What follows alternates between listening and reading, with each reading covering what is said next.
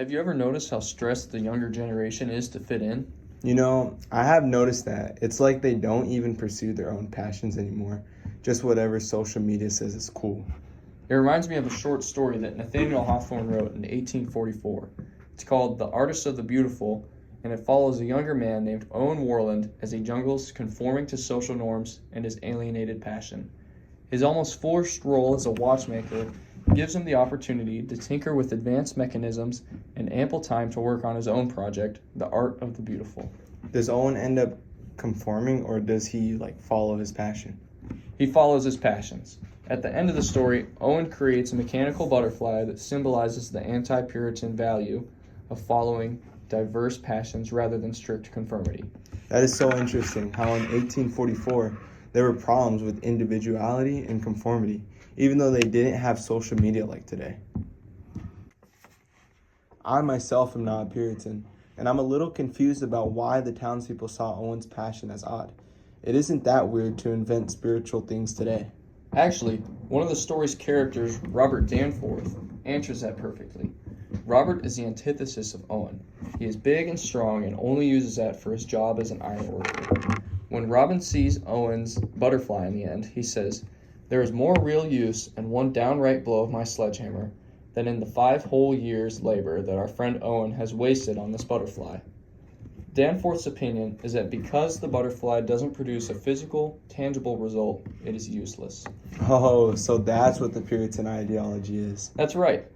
They believe that the more physical labor you did on earth, the higher up you would be in heaven. That's so cool how Owen still followed his passion, even while his own town outcast him for it. But there's even more. Not only did the town reject Owen and his work, but because it wasn't the labor that they believed in, they tried to destroy it completely. Owen's previous mentor, Peter, says this when he sees Owen's creation. "What have we here? Owen, there is witchcraft in these little chains and wheels and paddles. See, with one pinch of my finger and thumb, I'm going to deliver you from all future peril." That puts a lot on the line for Owen. I know I would probably just give up and pick a different passion. Why did he just conform? Actually, that is a great question. Why didn't he just conform? He tried to conform, and he hated it. He couldn't just hide that spark that he had to create, and his drive to pursue his passion came back countless times. But there was another thing that drove his passion, a girl named Annie. There's always a girl in the older stories, isn't there? Definitely true. Ironically, Annie ends up marrying Robert, but Owen still thinks that Annie shares that diverse feeling and meaning that he did with his work. Her reaction to the butterfly in all its glory at the end is what truly shows this. Hawthorne writes, "Annie was startled and even awe-stricken, for in spite of her husband's opinion, she could not satisfy herself whether it was indeed a living creature or a piece of wondrous mechanism." Annie is not described as awe-stricken when Robert boasts of his work.